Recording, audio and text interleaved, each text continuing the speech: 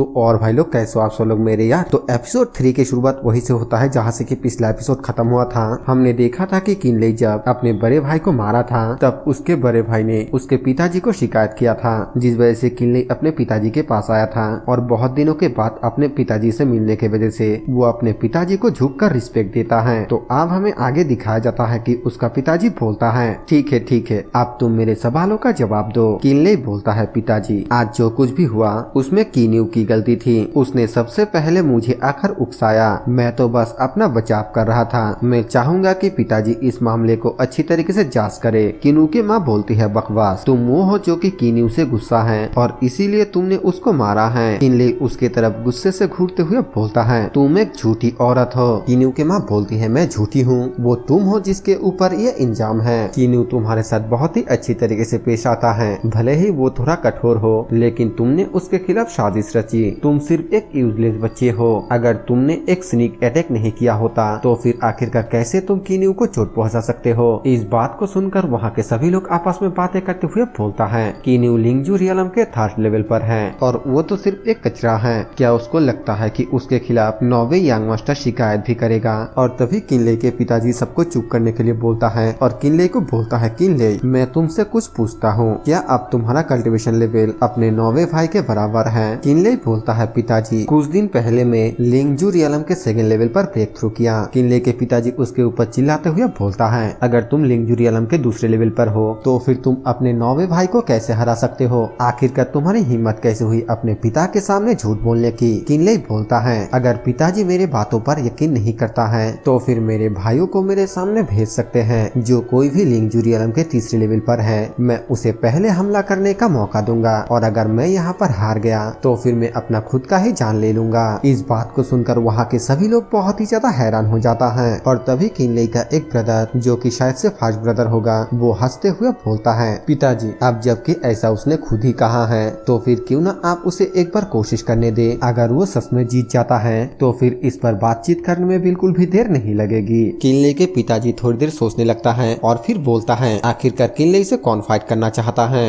और तभी किनले के 11वां भाई जिसका नाम किनटोंग होता है वो आगे आकर बोलता है पिताजी मुझे ये करने दीजिए। उसका कल्टीवेशन लेवल किंजू रियलम के 3rd लेवल पर होता है। उसका पिताजी बोलता है चलो ठीक है। किनटोंग किनले के सामने आता है और हंसते हुए बोलता है मैं तुमसे कुछ साल बड़ा हूँ और तुमसे ताकतवर भी हूँ, इसीलिए इससे कोई भी फर्क नहीं पड़ता है कि आखिरकार कौन पहले हमला करता है। किनले बोलता है नहीं, सिर्फ 11वां भाई ही मेरे बेगुनाही साबित कर सकता है। जो सुनकर किनटोंग बोलता है इतना कॉन्फिडेंट, आखिरकार तुमने कितने सारे टेक्निक सीखा। किनले बोलता है सिर्फ एक और वो है वाटर एरो टेक्निक। जो सुनकर किनटोंग हंसते हुए बोलता है क्या, तब तो ये बहुत ही बढ़िया है। किनले बोलता है मैं उन्हें पूरी तरीके से मास्टर करने के लिए अपने टेक्निक का प्रैक्टिस करता हूँ, इसीलिए अगर मैंने 11वीं भाई को चोट पहुँचा दिया तो फिर मुझे ब्लेम मत करना।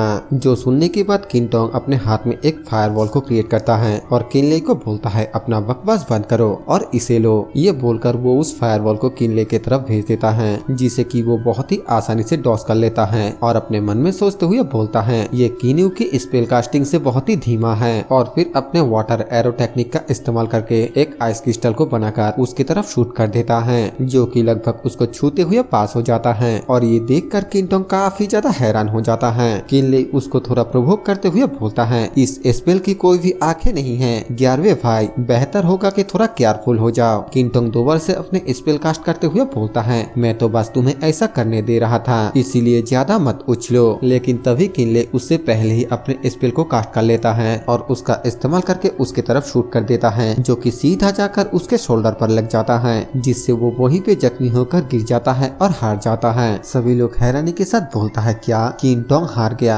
आखिरकार किनले ने उस स्पेल को इतने तेजी के साथ कैसे कास्ट किया, क्या उसने कोई तिलिस्मान का इस्तेमाल तो नहीं किया। एक बंदा बोलता है, दूसरा बंदा बोलता है बिना कोई सबूत के इस तरह के बकवास मत करो। दूसरी तरफ किनले का 2nd ब्रदर ये देखकर मन ही मन काफी ज्यादा खुश होते हुए बोलता है लिटिल ले तुम्हारे पास इतना ज्यादा ताकत है और तुम सिर्फ 2nd लेवल पर हो, अब से कोई भी तुम्हें फिर कभी कचरा नहीं कहेगा। दूसरी तरफ किनले के पिताजी अपने मन में सोचते हुए बोलता है इतने शानदार तरीके से स्पेल कास्ट करने की एबिलिटी को एक रेयर क्वालिटी कहा जा सकता है, लेकिन ये बहुत ही ज्यादा अफसोस की बात है कि उसने कल्टीवेशन करने के लिए अपने सबसे बेहतरीन उम्र को पार कर लिया है। इसके बाद हमें दिखाया जाता है कि किनले अपने पिताजी के सामने फिर से झुकते हुए बोलता है, पिताजी आप इसका फैसला कीजिए। और तभी उसका बड़ा भाई बोलता है, पिताजी भले ही ये साबित हो गया है कि ये एक स्नीक अटैक नहीं था, लेकिन फिर भी किन्यू इसमें घायल हो गया। फैमिली के कानून के द्वारा सजा दिए बिना मुझे लगता है कि लोगों को समझाना मुश्किल होगा। उसके इन बातों को सेगन ब्रदर और किनले हैरानी के साथ सुनता है। किनले बोलता है, सच में मुझे सजा दिया जाएगा? बड़े भाई, क्या थोड़ी देर पहले आपने ये नहीं कहा था कि अगर मैं जीत जाता हूँ तो फिर सब कुछ आसान हो जाएगा?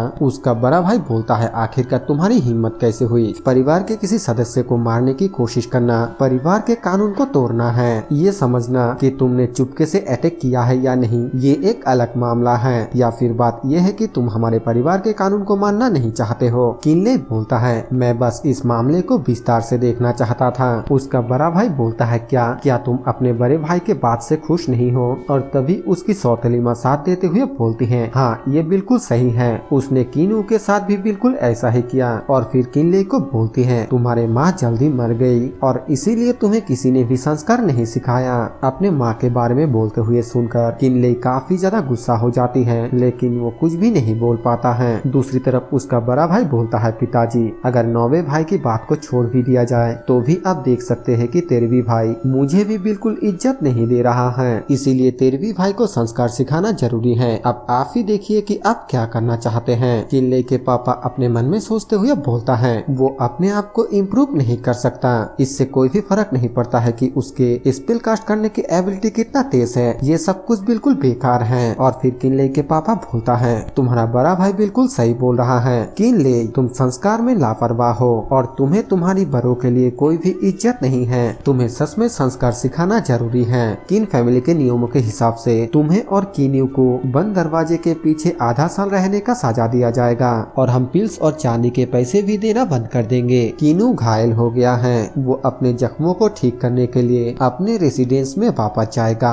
इसके अलावा आधे साल के लिए मेडिसिन हार्ट के मामलों में कोई भी हाथ अपाई नहीं करेगा। किन्यू बोलता है, मैं समझ गया। और फिर वो किनले को बोलता है, और तो मैं तुम्हें आधे साल के लिए फायर हाउस के पिल रूम में रहने का सजा देता हूँ, यानी कि जिस कमरे में सभी बेकार पिल को रखा गया है, आधे साल के लिए तुम उसी कमरे में कड़ी मेहनत करोगे। और फिर बाकियों को बोलता है, सब लोग मेरे बात को ध्यान से सुनो, अगर तुम लोगों ने भी कोई गलती किया तो फिर तुम लोगों को भी कड़ी से कड़ी सजा दिया जाएगा। अगर तुम लोगों को समझ में आ गया है तो अब सब वापस चले जाओ। ये बोलने के बाद किनले के पापा वहाँ से उठकर जाने लगता है और फिर किनले के सामने रुककर बोलता है, यहाँ से चले जाओ। और इसी के साथ ये वाला एपिसोड यहीं पर खत्म हो जाता है। नेक्स्ट एपिसोड में हमारा हीरो काफी सारे टेक्निकों को सीखेगा और काफी ज्यादा ताकतवर भी हो जाएगा। इस वीडियो को पूरा देखने के लिए आप सभी को दिल से थैंक यू। वीडियो पसंद आए तो वीडियो को लाइक कर देना, चैनल पर नए हैं तो सब्सक्राइब कर देना। मैं मिलता हूँ आप सभी से एक और न्यू वीडियो के साथ, तब तक के लिए बाय बाय।